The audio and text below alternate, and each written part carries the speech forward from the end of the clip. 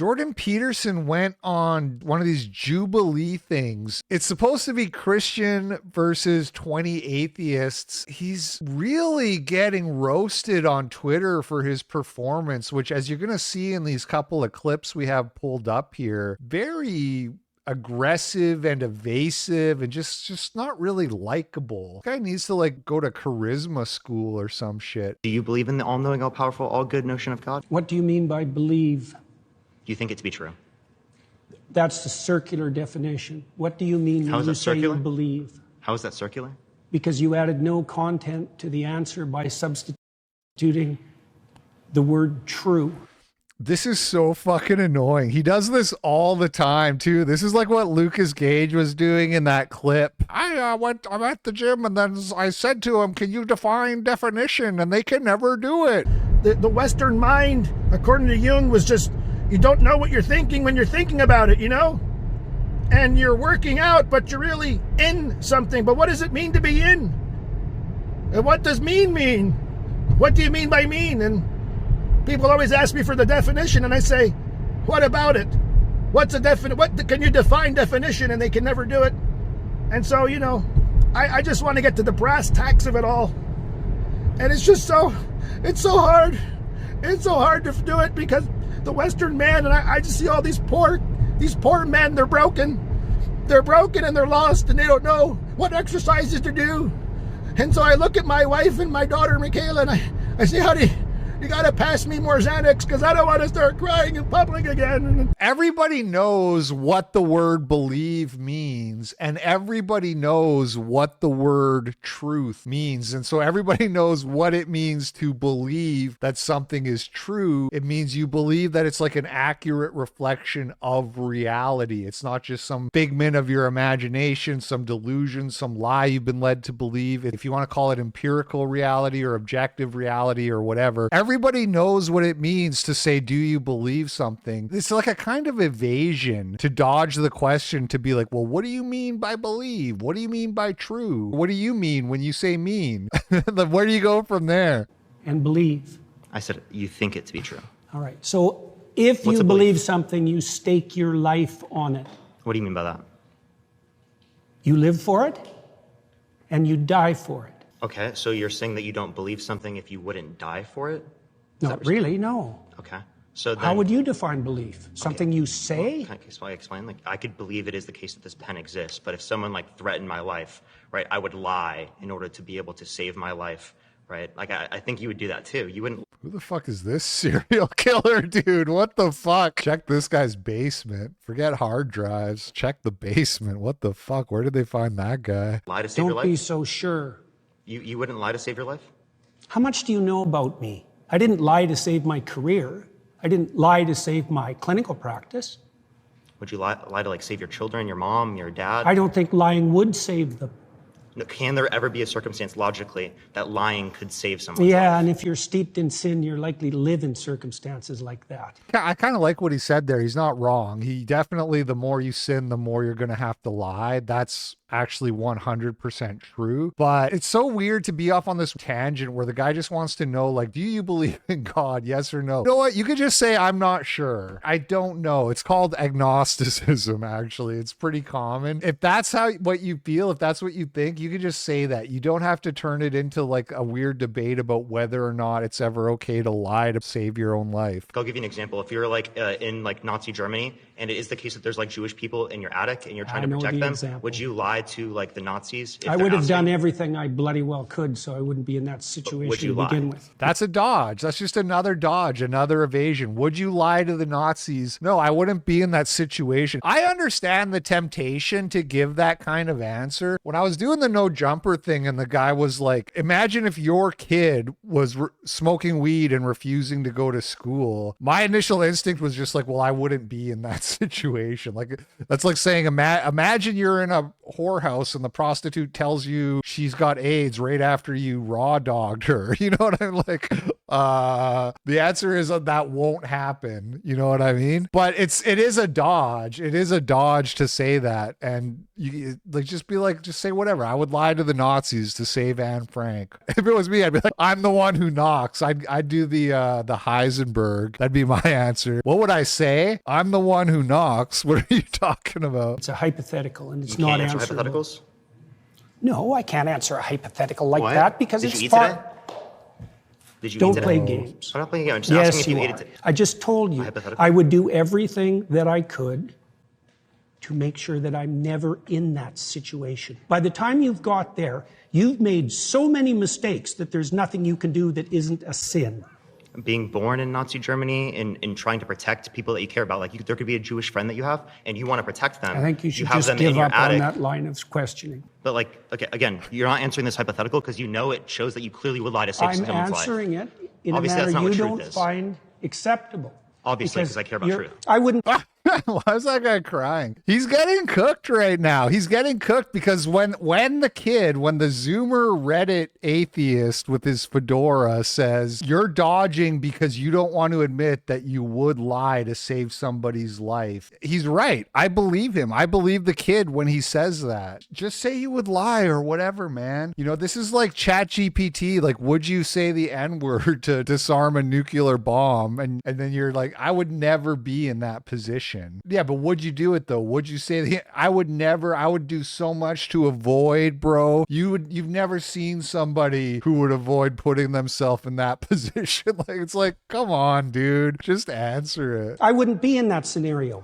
Obviously, right? Logically, because that's No. already happened. Like that's in the past. You don't have a time travel device. So there's that. And then there's this one where he gets very dodgy on just the question of, are you a Christian? Now that whole like 2 minutes we just watched, that was, do you believe in God? That was 2 minutes that spawned from the question, do you believe in God? In which at no point at all did Jordan Peterson address that question. Why is that relevant? Because you go to a Catholic church, don't you? Or you've attended recently. You're interested in Catholicism, aren't you? Sure, All right. Are you familiar with their doctrines? somewhat. Okay, you're Their familiar. doctrines are very how do they deep.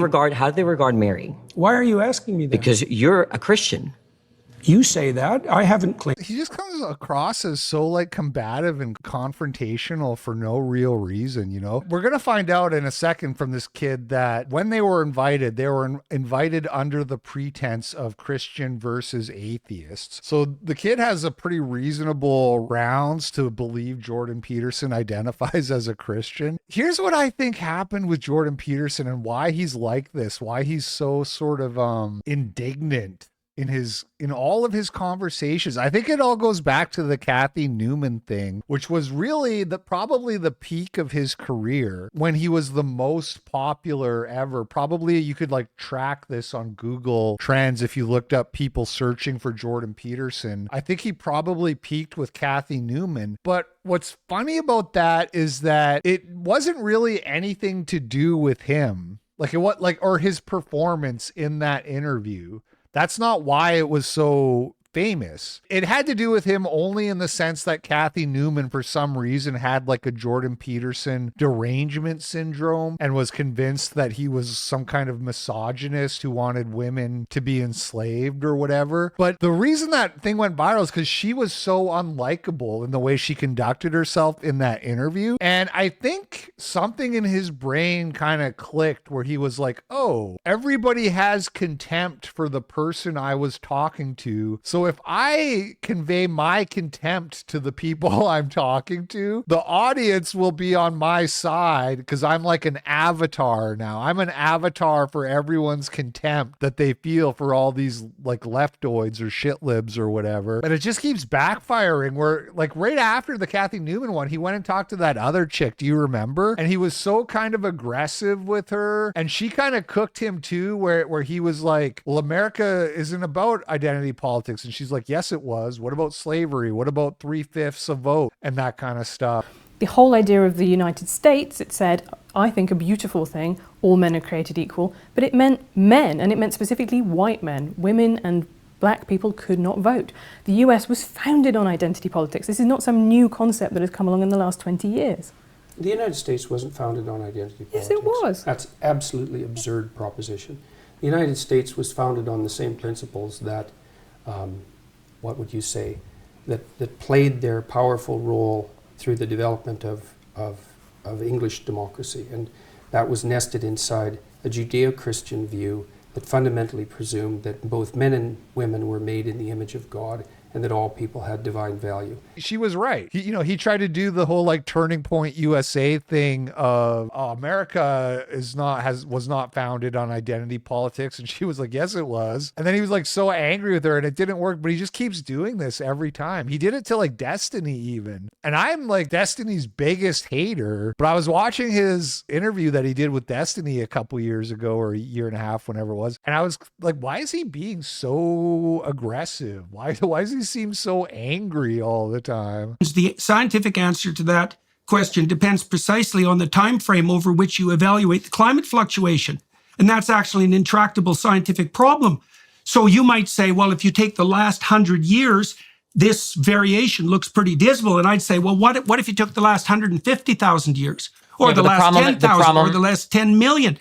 You can't specify the damn time frame of analysis. The time frame is incredibly important. That would be like saying, look at your, let's say somebody developed cancer and they didn't realize it, and the person has lost, 40 or 50 pounds in the past 6 months. And I'm just like, you look very sickly. And you're like, okay, well, look at my weight fluctuation over the past 10 years. You say, well, that doesn't really matter. What matters I'm is not the fact saying that the time frame isn't important. Well, but I'm saying that it is important. Yeah, but I'm saying I don't know how to specify it. I'm done. Oh, what is this? Is this Christians versus atheists?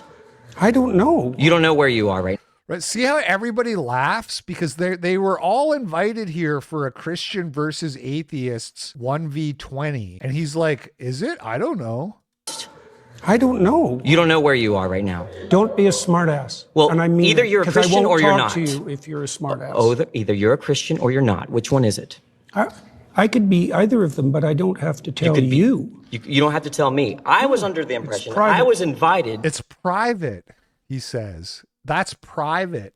This is so, man, Jordan Peterson, and I've seen other people saying this on Twitter, so this isn't like completely my own original take. This is a take that a lot of people have figured out in response to this clip, which he is sort of straddling the line between atheist and Christian or agnostic and Christian to appeal to like the widest number of people possible. You know what I mean? So he does this thing where it's like, he'll talk about how deep the parables of the Bible are and how there's so much interesting like wisdom in there, and he'll pick them apart and talk about it like it's so interesting. And he'll talk about how these stories are like, we can get so much from it in a sort of utilitarian kind of sense where it's like, hey man, you maybe you don't actually believe in the metaphysics or whatever you want to call it. You don't believe in the divinity of God, that's real, but there's so much like good guidelines in here. We should just take the useful stuff. He can appeal to like rationalists that way while also constantly signaling to Christians that he's just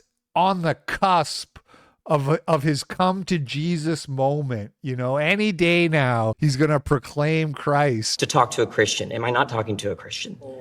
No, you were invited to. I think everyone should look at the title of the YouTube channel. You're probably in the wrong YouTube video. You're really quite something, you are. Aren't I? But you're really quite nothing. Right? You're not a Christian. Okay, I'm done with him. Dude, that was such a good comeback. You're really quite nothing. Just absolutely cooked by a fucking like 20-year-old twink. As this started going viral yesterday on Twitter, because this young Putin guy, he tweeted this, right? This clip. 7 million views it's up to, and it's still going. This is going to get like 15, 20 million views before it's done. This guy tweets this out. It starts going viral on Twitter. Everyone's talking about it. Jubilee changes the title of the YouTube video. The title was One Christian versus 20 Atheists featuring Jordan Peterson. And then they changed it to Jordan Peterson versus 20 Atheists when everybody was watching this clip and being like, man, why doesn't he just like answer? Like, why is he even there if he's not a Christian? Why is he even there? Hey, what up, family? I'm a ding dong. It is I, your boy LP, and the clip you just watched is from my live stream show, The Daily Cope, which I do 4 to 5 times a week on Rumble, Odyssey, and my other YouTube channel. I will link all of them below if you want to check it out. And thanks for watching. Hope you're having a great day, and I will catch you on the flip side. Peace out.